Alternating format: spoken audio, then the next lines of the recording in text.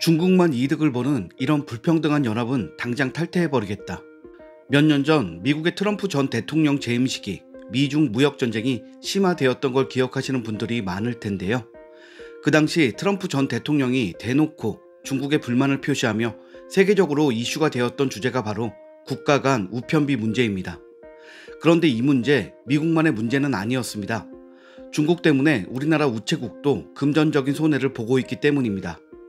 최근 몇 년간 해외 직구 시장이 굉장히 커졌습니다.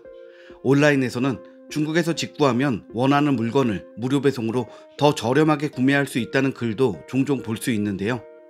중국의 쇼핑 플랫폼은 해외까지 무료 배송 또는 굉장히 적은 배송비를 앞세워 홍보하고 있습니다. 그 덕분에 중국 직구를 하는 외국인들이 늘어났고요. 우리나라 포털 사이트에도 알리익스프레스나 타오바오와 같은 중국 플랫폼 직구 방법을 알려주는 글과 영상이 많이 있습니다. 그런데 이런 현상에 대해 국내 경제 전문가들은 우려의 목소리를 내고 있습니다. 값싸게 직구가 가능하면 좋은 걸 텐데 전문가의 비판적인 시선은 왜일까요? 바로 중국에서 한국으로 오는 배송은 우리나라 우체국이 배송비 대부분을 충당해주고 있기 때문입니다. 값싼 배송비를 장점으로 내세우며 한국에서 직구 시장을 키운 것인데 그 값싼 배송비가 결국 한국이 내주는 것과 같았다는 사실. 중국이 우리나라 덕분에 중국에서 한국까지 무료 배송이라는 홍보를 할 수 있다는 사실을 아는 분들은 많지 않을 것 같은데요. 그래서 오늘은 그에 대해 알리기 위한 영상을 준비했습니다. 통계청에 따르면 지난해 온라인 해외 직구 거래액은 5조 1,404억 원으로 그 전년보다 26.4% 성장한 것으로 나타났다고 합니다. 그중 중국 직구 시장의 엄청난 성장이 눈에 띈다고 하는데요.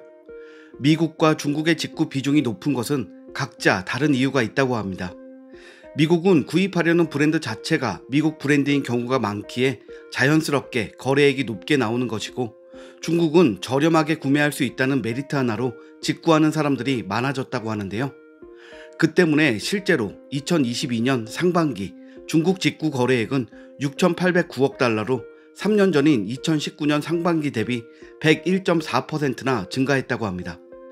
그런데 앞서 설명했듯이 저렴함을 무기로 성장한 중국 직구 시장은 다른 나라들 덕분에 가능한 성장이었다는 것이 중요합니다. 이 이야기를 하기 위해서는 UPU에 대해서 먼저 알아야 하는데요. UPU란 만국우편연합을 말합니다. 만국우편연합은 유엔의 전문 기구 중 하나로 우편에 관해 국제적 사무를 관장하는 기구입니다. 국내 우편요금, 국제 우편요금, 우편 부가 서비스 요금, 국제 반신권 가격 등 각종 우편 서비스 관련 요금과 수수료는 UPU의 총회를 통해 정해집니다. 쉽게 말해서 이 연합에 속해 있다면 EMS 등의 국제 우편 서비스를 고정 가격으로 이용할 수 있다는 말입니다. UPU는 국제 거래를 할 시 각 국가에 적용하는 배달국 취급 비용을 정해 놓았는데요. 이 배달국 취급 비용은 한 나라의 우편 배송 시스템 발달 수준과 경제 수준 등을 고려하여 그룹을 나누고 각 그룹마다 다르게 정해집니다. 미국, 영국 등의 선진국은 1그룹으로 분류되고 우리나라는 2그룹에 속해 있습니다. 그리고 3그룹은 중국과 다른 개발도상국들이 속해 있고 4그룹은 최빈국들이 속해 있습니다. 배달국 취급 비용 시스템을 간단하게 말하자면 보다 낮은 3그룹에 속한 중국에서 다른 나라로 배송을 보내면 무조건 받는 국가들이 배송비 대부분을 내야 한다는 것입니다.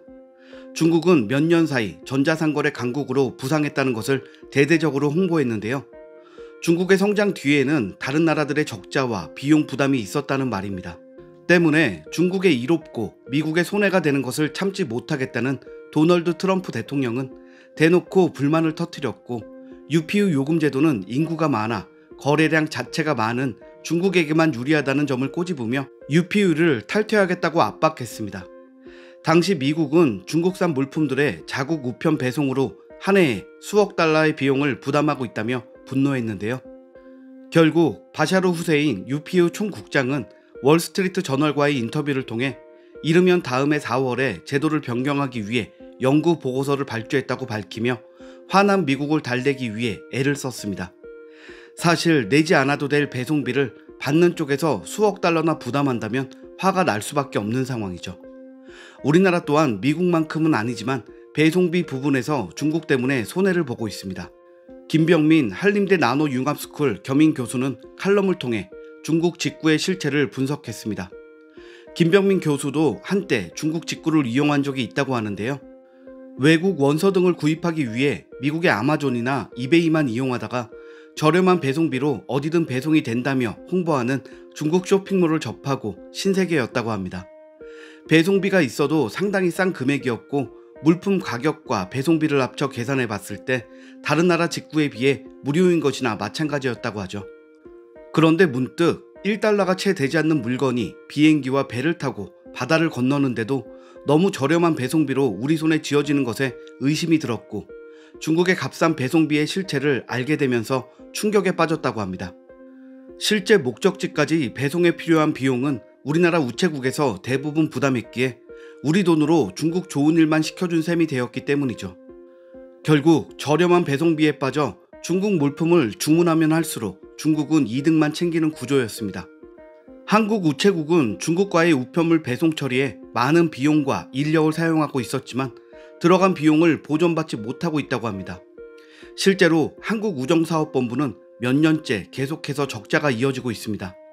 반대로 중국의 국가우정국 매출은 해마다 증가하고 있다고 합니다.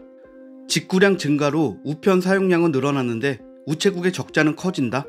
이 적자에 중국이 쓰는 꼼수의 영향이 없다고 볼 수 없겠죠.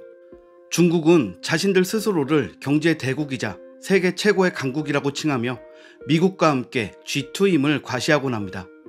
그렇지만 선진국이 아니라는 것 하나로 계속해서 UPU 3그룹에 머물며 국가 간 배송비 부분에서 큰 이득을 챙기고 있죠. 불리할 때는 개발도상국, 필요할 때는 G2. 중국식 계산법은 언제나 웃음과 분노를 유발하는 것 같습니다.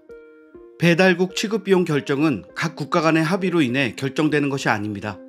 모든 것은 만국우편연합총회에서 결정하고 그 결정은 목소리가 더 큰 나라들의 입맛에 맞게 조정됩니다. 2018년 미국이 반발하자 곧바로 제도를 뜯어고친 것처럼 말이죠. 김병민 교수는 이에 대해 중국의 사업체들이 협약을 악용하는 것이라고 말했고 이기적인 중국으로 인해 거의 모든 국가의 우정사업본부가 적자에 시달리고 있다는 것이 통계상으로도 확인되고 있습니다. 홍콩 매체 SCMP는 UPU의 현 제도가 철폐되면 중국의 소상공인들이 가장 치명타를 입는다고 보도하기도 했습니다. 가장 이득을 보고 있기에 이게 없다면 가장 손해를 본다는 것이죠. 자칭, 타칭, 경제대국이라는 중국의 우편 배송 품질 향상을 위해 우리의 돈을 일정 부분 써야 한다는 아이러니한 상황. 2018년에 이 문제가 세계적으로 이슈가 되자 국내의 한 언론사에서는 중국으로부터 우체국을 통해 수입되는 상품 배송에 한국 우체국이 보조금을 주고 있는 것과 마찬가지다 라고 표현하기도 했습니다. 억울하지만 어쩔 수 없고 어쩔 수 없지만 억울한 상황입니다. 물론 국민들 개개인이 더 저렴한 물건을 찾아 구매하는 것은 자유이고 나쁘다고 비난할 수 없습니다. 하지 말라고 강제할 수도 없습니다. 하지만 중국에서 국내로의 배송이 이런 구조로 이루어진다는 것, 중국 직구가 늘어날수록 우리나라는 손해만 커지고 중국은 이득이 커진다는 것, 이 사실은 알고 있는 것이 좋다는 생각이 듭니다. 미세먼지나 황사, 코로나 이외에 중국이 이런 부분에서까지 우리나라에 피해를 주고 있을 것이라고는 생각하지 못했는데요. 이상 알면 알수록 민폐인 국가 중국의 꼼수에 대해 알아봤습니다. 내용이 유익하셨다면 구독과 좋아요 부탁드릴게요. 시청해주셔서 감사합니다.